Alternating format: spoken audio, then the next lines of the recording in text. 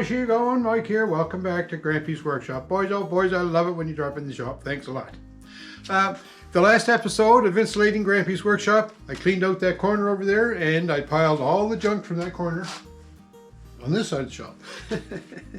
So now we're ready to start putting some insulation in over there, get some vapor barrier up, and get some sheathing on there. So let's get at her. Got my knife, got my insulation. Time to get started. Can't put it off any longer. I put a mask on too just because there's lots of dust and whatnot from this rock wool insulation. Not as much as fiberglass, mind you, but still a lot. Okay. First piece of insulation.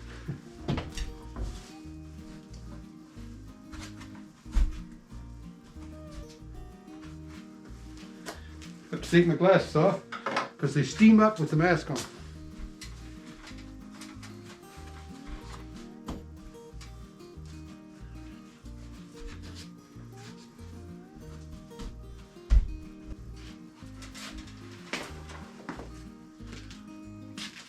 Feels warmer in here already.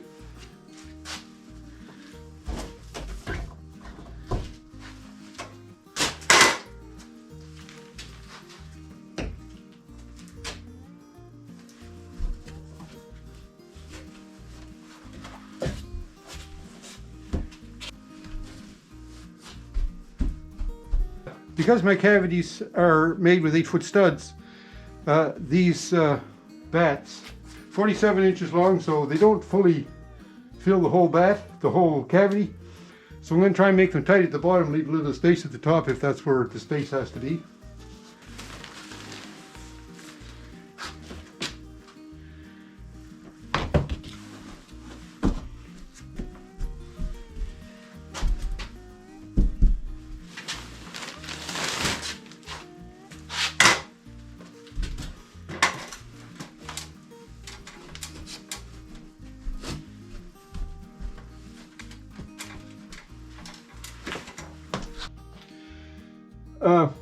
Because I'm going to insulate here and I'm going to put vapor barrier everywhere, then I want to put vapor barrier behind any outlets on an outside wall, right?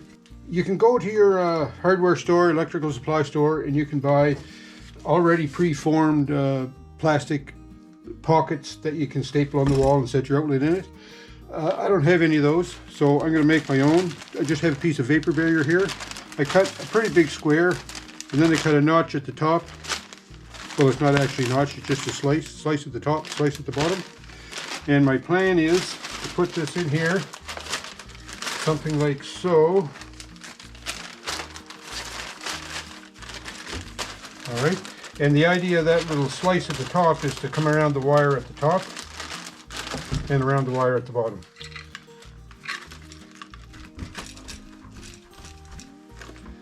And then we'll get this one started.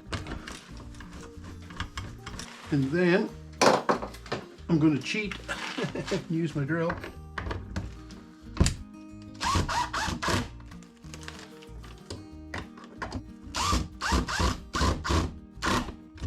Okay, and I mounted the box so that it's proud of the stud because I'm going to have my sheathing come up against that, right?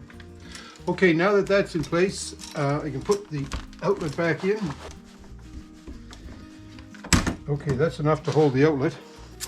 I have some tuck tape here.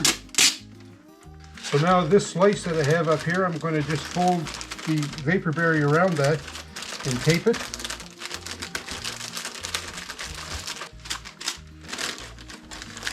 So pull that up around the wires.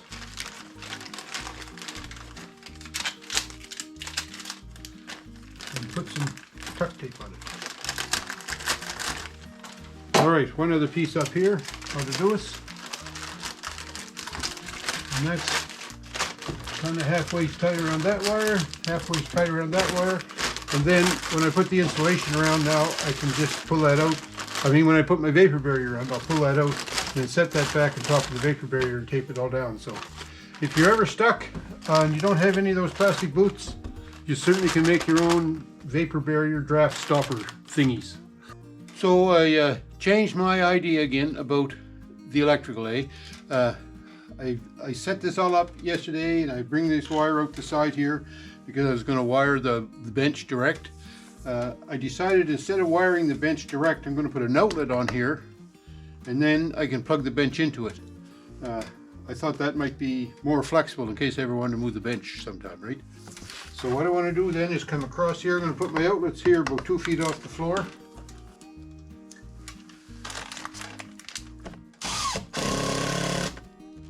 Alright, so I'm going to put that in there. And around the box, I don't want to cut like all the insulation away, but I want to make a little cutout in it here, because I don't like to pack the insulation behind the box. I like it to kind of be fluffy, so I'll cut a little bit of it away there.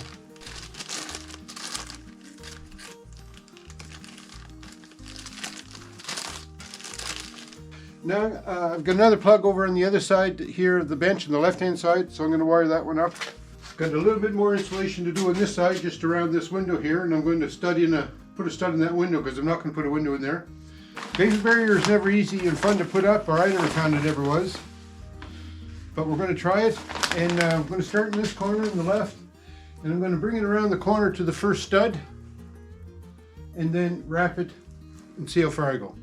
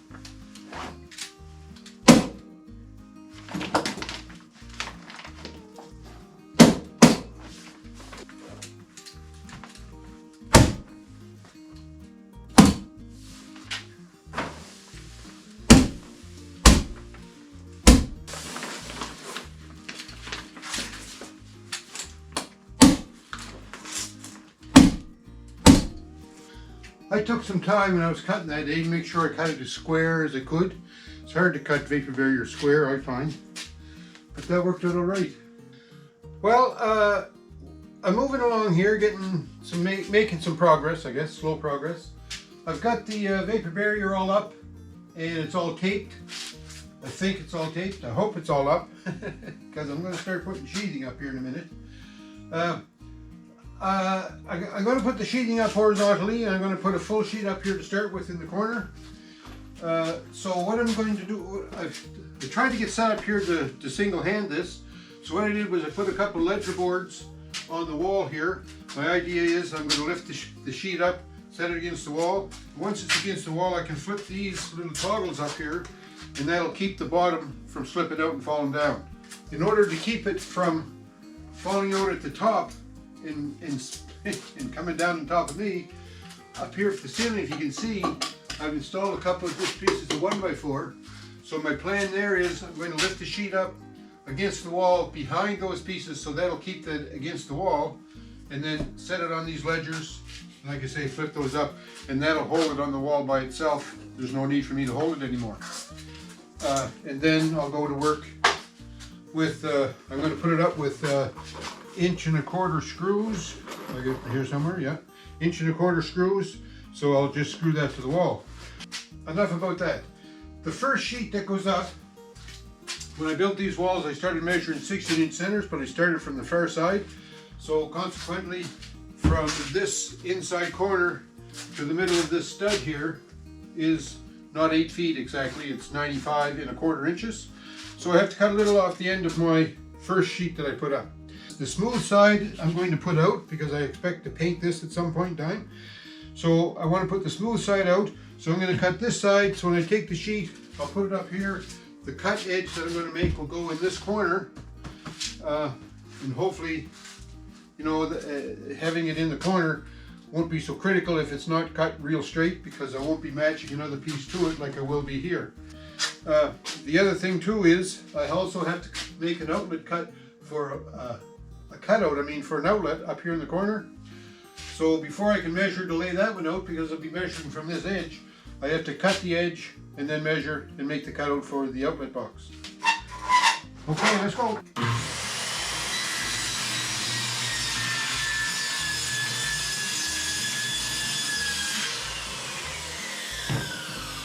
So I took some measurements to locate where the outlet box is going to be, and the outlet box is going to be in the top right hand corner.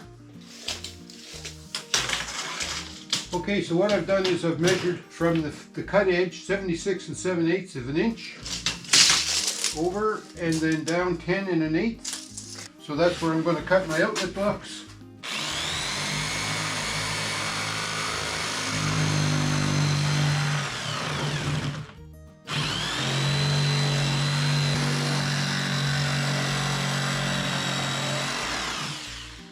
Now, if I crossed all my T's right and dotted all my I's, this should fit up there just as slick as anything.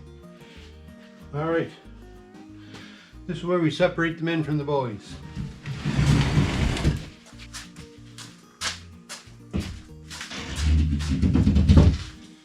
I'm hoping I'm just going to lift this up. It's going to slide in underneath those pieces of 1x up there and then set on my ledges. Are we ready?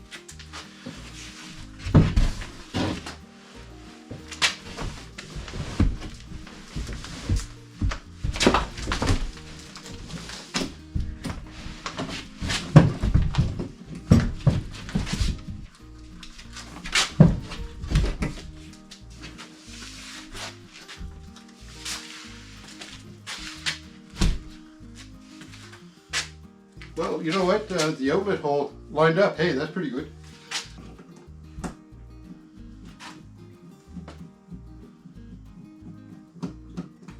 The issue I have now is I've got to raise it up. I'm going to get a couple of wedges and see if I can just wedge that up a little bit at a time. All right, I got a couple of wedges in here now.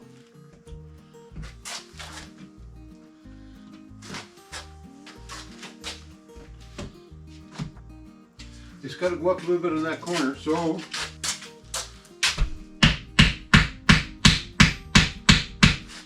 wedges are nice, boys, I'll tell you.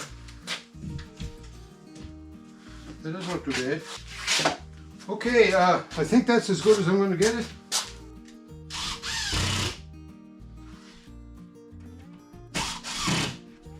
To help me locate where the studs are, because now they're very, well, you can see them down here. But on the rim joist up here, I put a red mark. The center of every stud, I don't know whether you can see it or not, but that'll help me locate the studs from up top here.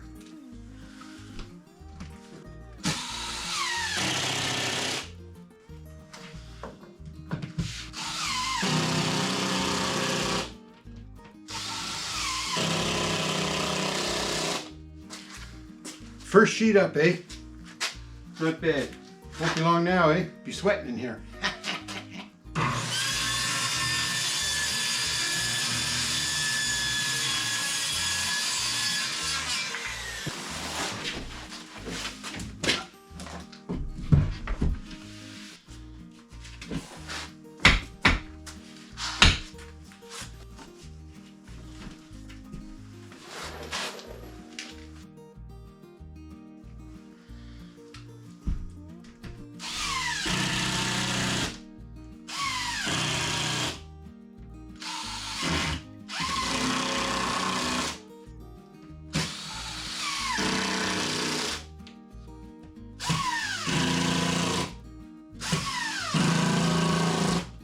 Two sheets, or 1.5 sheets up.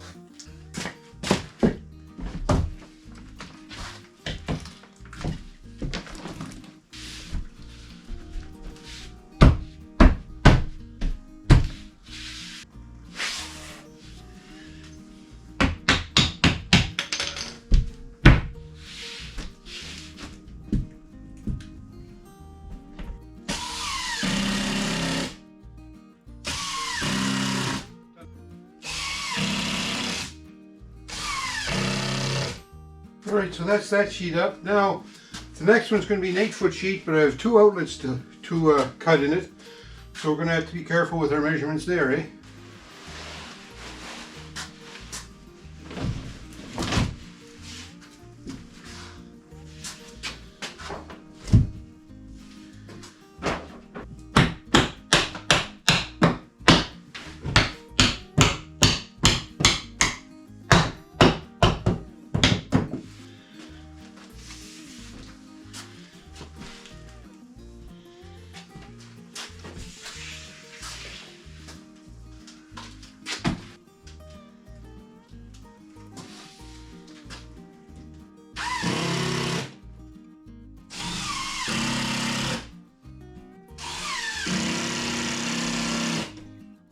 Okay, I got her up and the outlets cutouts lined up good, so that's great. Just put a bunch more screws in it, and then that's as much as I'm doing on this wall.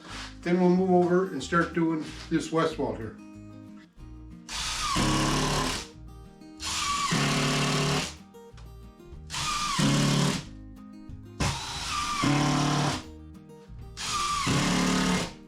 Okay, I'm done.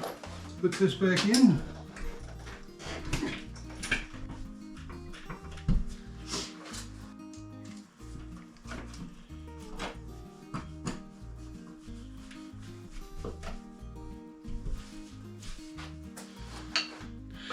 Well, this was a pretty big job, to get this done. It's just the corner.